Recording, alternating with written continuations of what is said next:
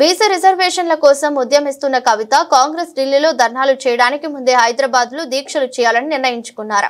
కాంగ్రెస్ నేతలు ఢిల్లీకి వెళ్లి వచ్చే నెల 5వ తేదీ నుంచి 7వ తేదీ వరకు వివిధ రూపాల్లో బీసీ రిజర్వేషన్ల కోసం ఆందోళనలు చేయనున్నారు.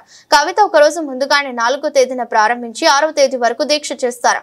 గతంలో ఆమె రైలు రోకోను ప్రకటించారు. కానీ కాంగ్రెస్ ప్రభుత్వం ఆర్డినెన్స్ ఇచ్చారని చెప్పి వాయిదా వేసుకున్నారు. ఇప్పుడు ఏది కన్ఫర్మ్ కాకపోవడంతో దీక్షకు దిగారు. ఒక నిజమైనటువంటి నిబద్ధతతో కూడినటువంటి 72 గంటల నిరాహార దీక్షను నేను చేయబోతా ఉన్నాను. హైదరాబాద్లో 4, 5, 6 తారీఖున ఆగస్టు 4, 5, 6 తారీఖున నేను ఇదివరకు ఎట్లా అయితే అంబేద్కర్ విగ్రహ సాధన కోసం 72 గంటల నిరాహార దీక్ష చేశానో బీసీ బిల్లు సాధన కోసం కూడా రాష్ట్ర కేంద్ర ప్రభుత్వాలపై ఒత్తిడి పెంచడానికి మన తెలంగాణ రాష్ట్రంలో బీసీ బిడ్డలకు ఎంత అవసరం ఉంది బీసీ బిల్లు అనేటటువంటి అంశాలని ప్రపంచానికి తెలియజెప్పడానికి తెలంగాణ జాగృతి అధ్యక్షురాలుగా, తెలంగాణ బిడ్డగా, ఒక సోదరిగా నేను నిరాహార దీక్ష 72 గంటలది 4, 5, 6 ఆగస్టు నాడు చేయబోతా ఉన్నాను.